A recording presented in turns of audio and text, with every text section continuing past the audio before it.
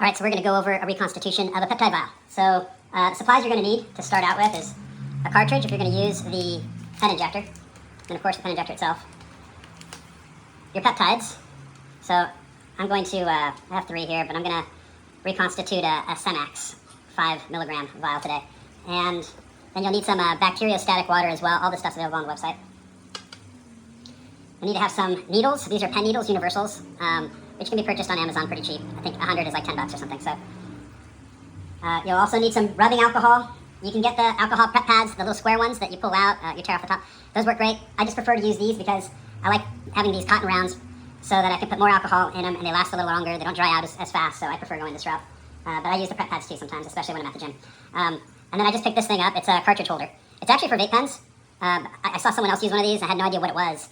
And when I did a search on Amazon numerous times, I didn't find it, but I must have entered in the word pen or something, and it picked this up, and it fits the cartridge perfectly, and it holds it steady. So if you're going to be reconstituting cartridges, you want to get something like this. They're like $6. And then the syringes you'll want is a insulin syringe, which is a U-100, a 1 milliliter, and a 3 milliliter with a luer lock. The luer locks have these needles that come off of the syringe, and you can change them for other needles. But the reason you're going for this one is because it's 3 milliliters. So the 3 milliliters is what we want for our purposes, so that you can make your transfer of bacteriostatic water into your vials and from your vials to your cartridges a lot easier. You can do it in one draw rather than having to pull it up a few times with a smaller syringe.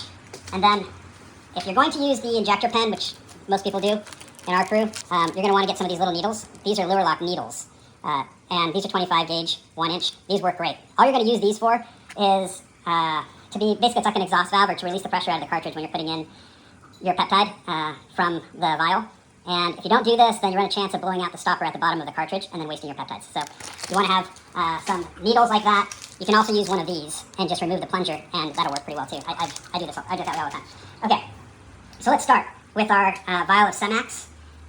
You want to have this vial cool down to approximately room temperature, so that when you're going through the reconstitution stage, that you don't damage the peptides. Peptides are pretty delicate, so you want to cause as little motion with them as possible. So even when you shoot in the bacteriostatic into water into the vial, you don't want to shoot it directly onto them. So just letting them come to room temperature is fine. It doesn't take that long. I mean, I see a lot of people saying that it takes 30 minutes, whatnot. Mine's never taken that long. It's like minutes for me. So we just let them kind of sit like this, and when they're, I think these are out of screen here, but once you've got them set at room temperature, you can start working with them safely. So let's get started here. We're going to start by removing the cap from the vial. That's one. And then we're going to remove the cap from the bacteriostatic water.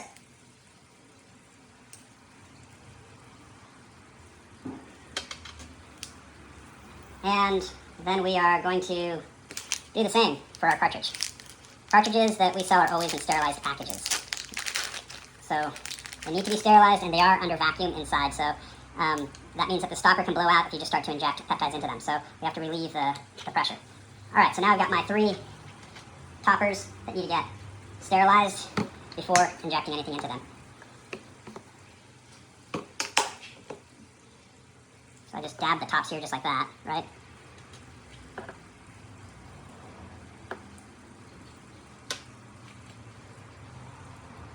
I just want that rubber section to get rubbing alcohol on it. Then number 2, we're going to take our 3 milliliter syringe. I like to move the plunger a little bit to release the pressure from it being stuck. But step 2 is just sticking it in. And remember, when we stick it in, we're going to draw out, so we need to keep the pressure the same in there. Since I'm going to be pulling out of the vial, I'm going to push the same amount of air volume in as liquid volume that I'm going to pull out. So I'm going to pull out 2 milliliters, so I'm going to push in 2 milliliters of air. That'll keep the pressure the same. Then I'll flip it upside down and start to draw out 2 milliliters. It's just backfilling because of the pressure that's in there. It's doing this on its own. I'm not pulling. So it's at about 1.5. I'm just going to help it along here until I get to 2. You'll notice there's some air bubbles. So we want to just tap those out. Yeah, once I get them to the top, I'll draw a little more backwater into the vial to make space for me to push it out. Then just give it a little push. All right, that put me at about a little bit shy of 2, so I'll just come back to 2 real slowly here. Once I get to 2 mils, which is where I'm at right now, I don't see any more air bubbles in there, so I'm good to go. Now remember that the peptide vial is pressurized. So if I put this needle in right now and I don't control the plunger, the pressure in the vial is going to suck out all of the bacteriostatic water really quickly, potentially foaming and damaging the peptide. So when I'm going to jab this into the vial, I hold the plunger like this to keep it from just plunging itself down from the pressure in the peptide vial. And I'm aiming the needle into the sidewall of the vial, so I push it straight in. I already feel the plunger right now. It's trying to get away from me and plunge itself down, but my fingers are preventing it. So I want you guys to be able to see here, so I'm kind of trying to find the angle here. I'm shooting this into the sidewall, and believe me, there's a lot of pressure right now on the plunger, and I'm resisting it with my fingers. You can kind of see how the water's hitting the sidewall.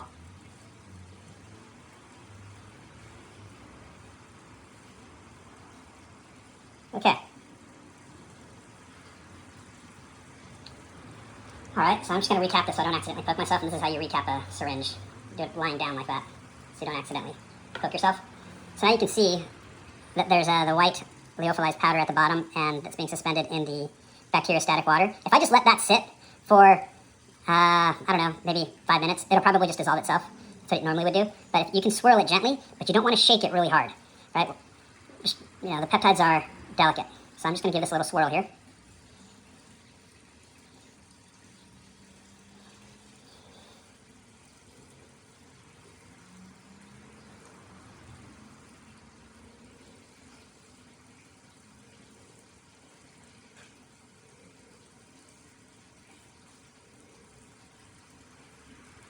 And it's dissolving.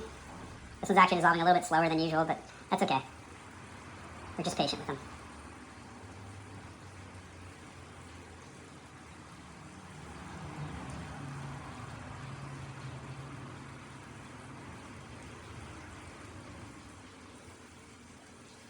I have a daughter that has type 1 diabetes, so I've been working with vials and syringes for a long time, so this process is pretty familiar for me. But for most of you that haven't had to deal with syringes and vials, this is sometimes a little bit nerve-wracking the first time that you do it. But if you just relax and calm down and just take your time, there's no rush when you're doing this.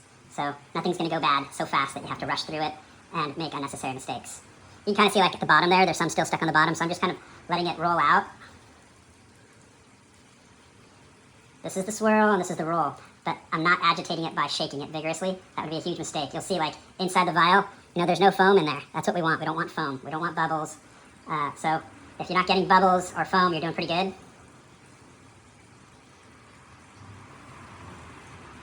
This is almost there.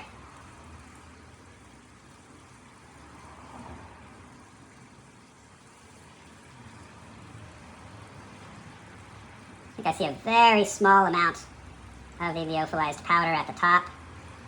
And what I'm doing here is just allowing the water bubble, the water space inside of the vial, to release the lyophilized powder, and then bringing the water over the lyophilized powder. So it's just sort of like gently lapping the water over it.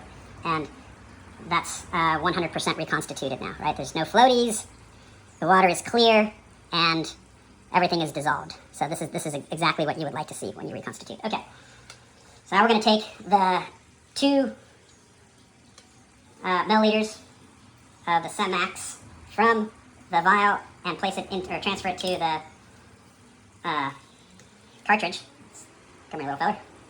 There we go. We're going to get one of these needles. Again, you can use one of these for the same exact thing, just pull out the plunger.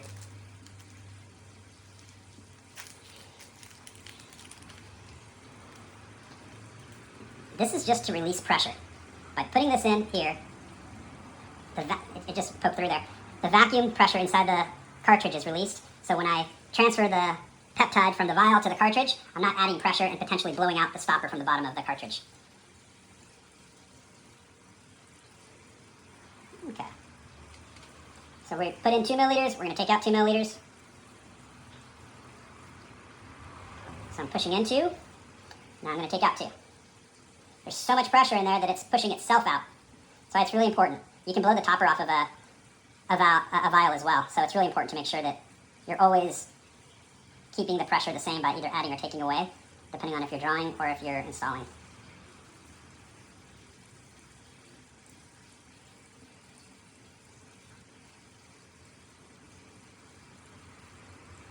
I do a little side angle here, kind of just see.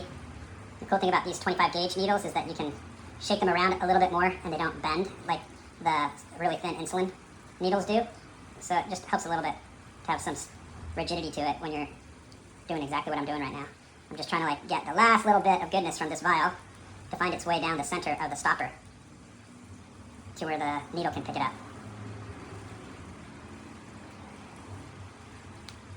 There we go. Okay. So you'll see that there's a very small amount at the bottom. That's okay. Not worried about that. So there's also a little bit of a water bubble at the top here, or air bubble of this syringe. I'm not concerned about that either. This isn't going to be where we finish, so I can let that be there. Some people like to express it by just kind of slowly pushing it up here and getting that air bubble out, but you have to do this so slow and so measured, and make sure that the air bubbles are at the top, and you watch as the water goes through the orange section of the needle, and that's when you know that you're good enough for this stage in removing the air from the syringe, which isn't, oh, I can see it kind of coming through now. Okay, that's good enough, which isn't critical because we're going to purge the air out of this cartridge as well. So now you see that we've got one needle in there, that's the pressure relief, and the needle that I'm injecting now is the peptide. And I'm just going to put this at an angle so that I can shoot the peptide into the side wall. I'll remove the holder just so you can kind of see this happening. So I'm not doing it fast. I'm doing it slow here. Slow and steady. Protecting our valuable peptides.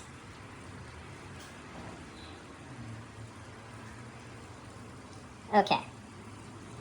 So I'm just pressing firmly on the syringe plunger to remove everything from the syringe. Okay, so it's done there. And I can remove that guy and put it back in your holder so that you don't accidentally knock it over. It's very easy to knock over these cartridges. They're tall and thin. Okay, now I'm going to take one of these universal pen needles, and I'm going to use this to remove the air. If I wasn't going to use a pen, as soon as I reconstitute the vial, I can just draw from the vial and use the U-100 syringes to administer each dose. But the magic of what we like to do is making it accurate, fast, and convenient by using these pen injectors that are also available on our website. So you take the cartridge, slide it inside of the cartridge holder. The cartridge holder has marks for international units. So that's the same unit measurement as an insulin U-100. So a unit here is equivalent to a unit here. And then we slide the... Okay, sometimes there's a plunger here as well that pushes the into the bottom of the cartridge. You have to make sure that if sometimes this plunger is out, kind of like, I'll try and get this one out here. Oh, it's not coming out at the moment. But there's a little plunger that sticks out here. If it's out, you need to push it in. Just like that, right? I'm just kind of pushing it in. So that way you're not pushing the bottom of the cartridge stopper into the, or increasing the pressure in the cartridge. So just make sure that it's depressed. So now as I screw this in, the plunger that is inside the pen is going to come up against the bottom of the stopper in the cartridge. Now we have all that air in there. To remove it, we just take one of our universal pen needles and press it through and screw, and then it comes right off. Now you're going to see that the second cap is removed. Usually we keep this on, and I'll explain why later, but for purging the air out of the cartridge, we remove it so we can see what's happening. So now I'm going to turn this dial to 20. It's 20 units, and I'm going to push this out 20 units at a time until I get close to the top.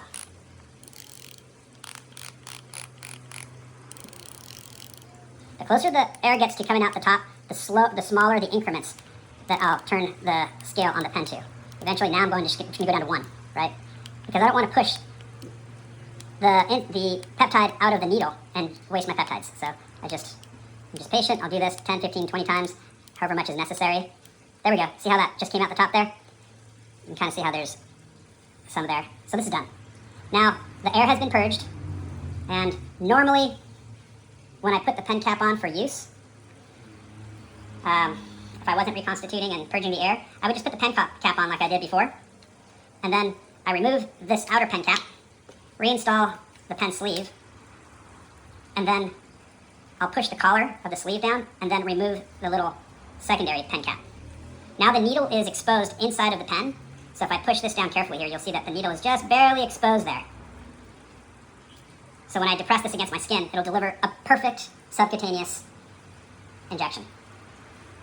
Okay, so let's get the alcohol. And I'm going to administer this to myself here.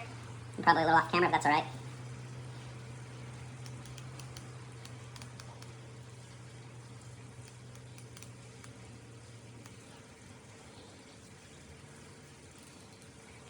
Okay, 1, 2, 3, 4, 5, 6, 7, 8, 9, 10.